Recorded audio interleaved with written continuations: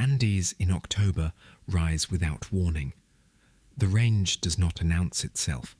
One moment the land is green and soft, the next the world is vertical. Rock and ice climb toward a sky so thin the lungs forget how to work. The valleys between peaks hold snow that has never melted. In some places the silence is older than any human memory. The wind shapes the surface into waves frozen mid-motion. There are no trails here, no shelters, no second chances.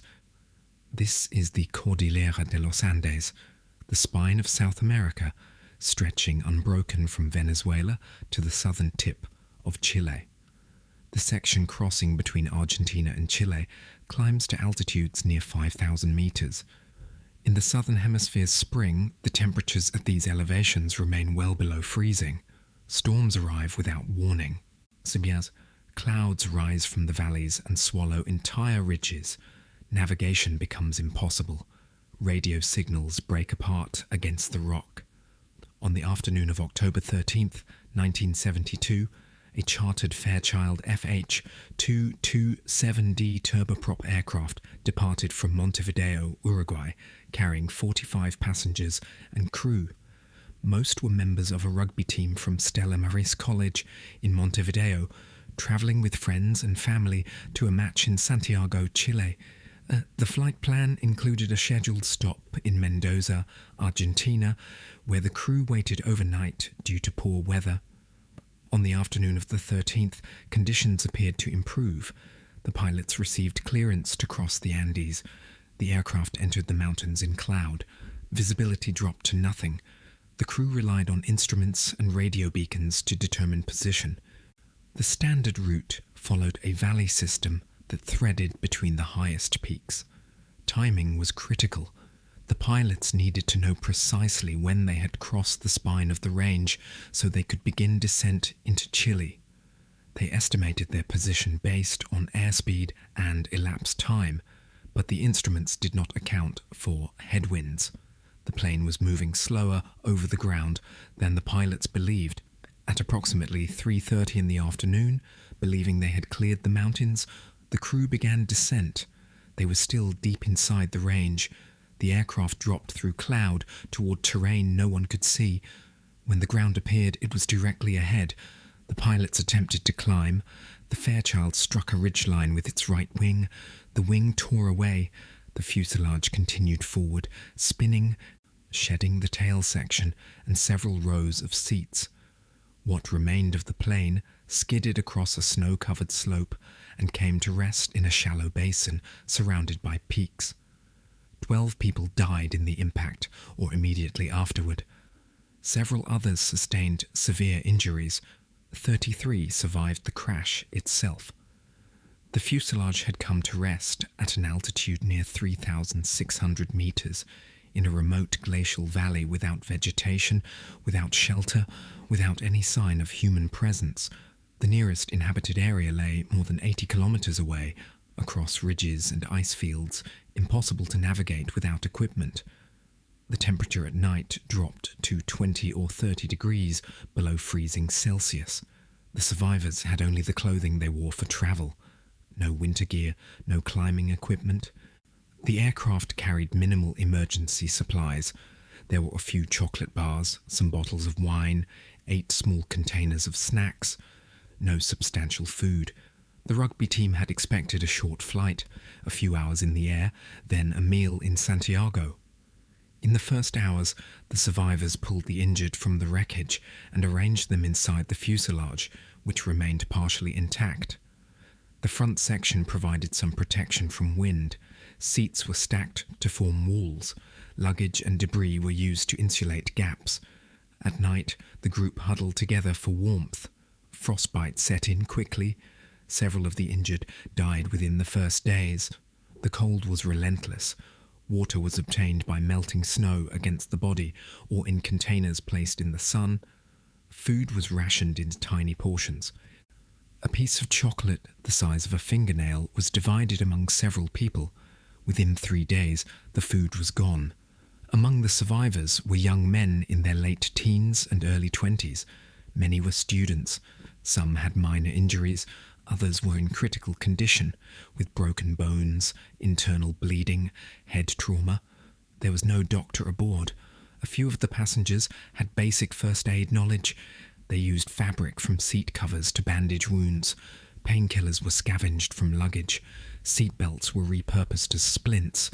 The group attempted to maintain order. Roles emerged. Some focused on caring for the injured. Others worked to improve the shelter. A few began exploring the surrounding area, hoping to find wreckage, supplies, or a way down. The aircraft's radio was damaged in the crash. A small transistor radio, salvaged from luggage, could receive broadcasts but not transmit. On the evening of October 21st, 8 days after the crash, the survivors gathered around the radio and heard a news report. The search for the missing plane had been called off. Authorities concluded that if anyone had survived the crash, they would not have survived the subsequent days without rescue. The search was officially suspended. The survivors were declared lost. When the broadcast ended, the group sat in silence. No one was coming. The realization marked a shift. Until that moment, survival had been a matter of waiting. Now it became a matter of action. But action required energy. Energy required calories, and there were no calories. The snow held no nutrients. The altitude suppressed appetite, but the body continued to burn fuel. Muscle tissue began to break down. Strength faded. Thought became slow. Some of the survivors suggested they attempt to walk out. Others argued they were too weak, the terrain too difficult. Arguments began quietly but grew sharper. Desperation was not loud. It was a low hum beneath every conversation. Days passed, more people died. The injured succumbed to infection, internal bleeding, exposure. Bodies were moved outside and covered with snow. The living grew thinner. Skin pulled tight over bone. Movements became slow and deliberate. Speech became sparse. The group spent most of the day inside the fuselage, conserving warmth and energy. At midday, when the sun was strongest, they moved outside briefly to melt snow. The sun at this altitude was brutal. It burned exposed skin. Snow blindness became a constant threat. Makeshift sunglasses were fashioned from plastic and metal scraps. On the 10th or 11th day, one of the survivors raised the possibility that had been present but unspoken. The bodies outside, preserved by the cold, contained protein, fat, tissue, human tissue. The discussion was not abstract, it was specific. The dead could sustain the living. There was no other source of sustenance.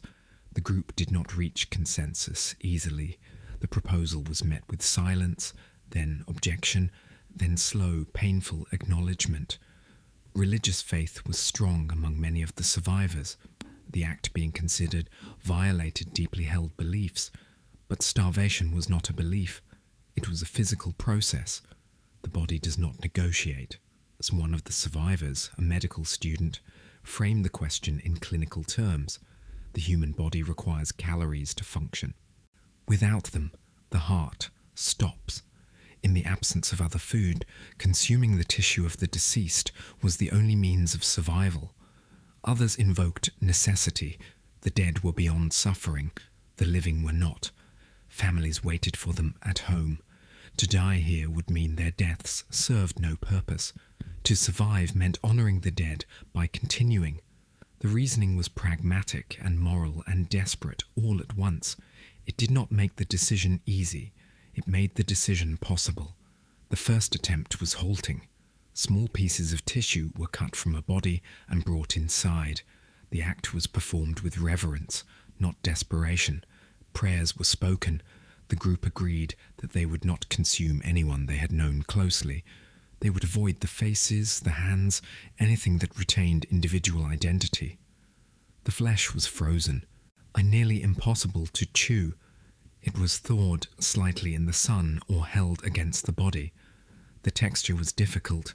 The taste was unfamiliar. Many could not swallow the first piece. They gagged, wept, forced it down. Others refused entirely at first. Over the following days, as hunger deepened, refusal became unsustainable. Routine developed around the act. Each morning, a small group went outside to the bodies and returned with portions. The task rotated. No one was forced. Those who could not participate were not judged. The portions were small, rationed carefully. The goal was not satiety, but survival. The tissue provided enough calories to slow the process of starvation. Strength did not return, but the rate of decline slowed. The survivors could think more clearly. They could plan. Plans centered on escape. The group agreed that remaining at the crash site was not viable. Even with the new source of sustenance, supplies were finite. The cold would eventually kill them. They needed to walk out. But the terrain was hostile. Peaks surrounded the valley on all sides. Snow covered everything. There were no landmarks, no trails. Several attempts were made to climb the ridges and survey the area. Each time, the altitude and cold forced the climbers back. Breathing was difficult. Every step required immense effort. The snow was soft in places and hard in others. Without crampons or ice axes, progress was slow and dangerous.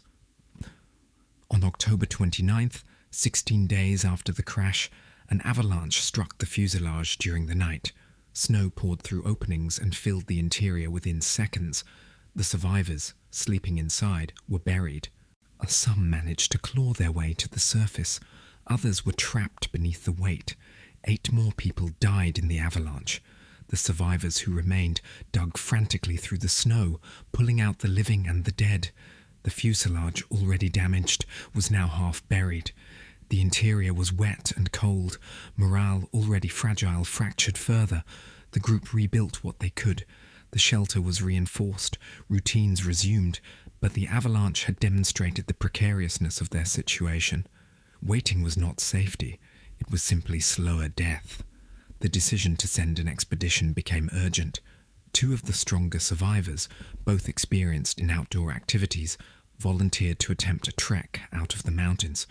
They would head west toward Chile, following the valley system. The group pooled resources to prepare them. Extra layers of clothing were fashioned from seat covers and insulation. Sunglasses were improved. Small amounts of food were set aside for the journey. The expedition was planned for mid-November, when conditions might improve slightly. Days blurred together. The sun rose and set. Temperatures fluctuated. Storms arrived and passed. The survivors focused on small tasks: melting snow, repairing the shelter, caring for the injured, rationing the remains.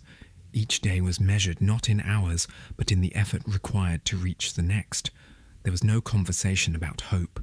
Hope was not useful. What mattered was routine. Routine was control. Control was survival. In mid-November, 2 men set out. They carried makeshift packs filled with small portions of food, extra clothing, and a sleeping bag sewn from materials scavenged from the plain. They walked west, following the valley. Progress was slow. The snow was deep. The altitude made every step exhausting. After 2 days, they encountered a steep, impassable ridge and were forced to return. The group absorbed the failure quietly.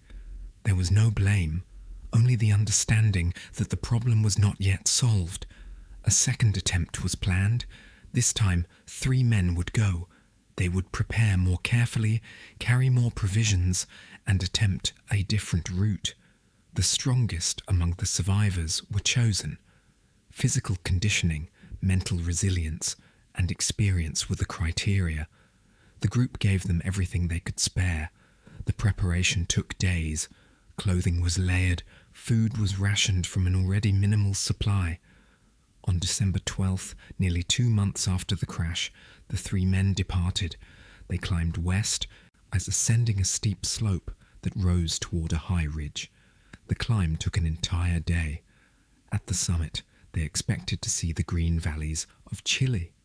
Instead, they saw more mountains, peak after peak, extending to the horizon. The realization was devastating. They were deeper in the range than anyone had believed. The trek would not be a matter of days. It would be weeks, perhaps longer. Two of the men returned to the crash site to report. The third, the strongest, along with one of the two who returned, decided to continue. They would walk until they found help or could not walk any longer. The two men, Roberto Canessa and Fernando Parado, continued west. They walked for 10 days. They crossed ridges, descended into valleys, followed rivers of meltwater. They ate snow. They ate the small portions of food they carried. At night, they used the makeshift sleeping bag and huddled together for warmth. The terrain began to change. Snow gave way to rock. Rock gave way to patches of grass. Grass gave way to shrubs. On December 20th, they encountered a river. On the far bank, they saw a man on horseback. They shouted. The man rode closer. He could not hear them over the sound of the water. He threw a piece of paper wrapped around a stone. Parado wrote a note explaining who they were, where they had come from, how many were still alive. The man read the note and rode away. Hours later, he returned with help. Chilean authorities were notified. Helicopters were dispatched. On December 22nd, 1972, 72 days after the crash, the remaining survivors at the crash site heard the sound of rotor blades. 2 helicopters landed in the snow. The survivors emerged from the fuselage. 16 people were still alive. They were evacuated in 2 stages due to weight limitations and altitude. By nightfall, all had been transported to hospitals in Chile.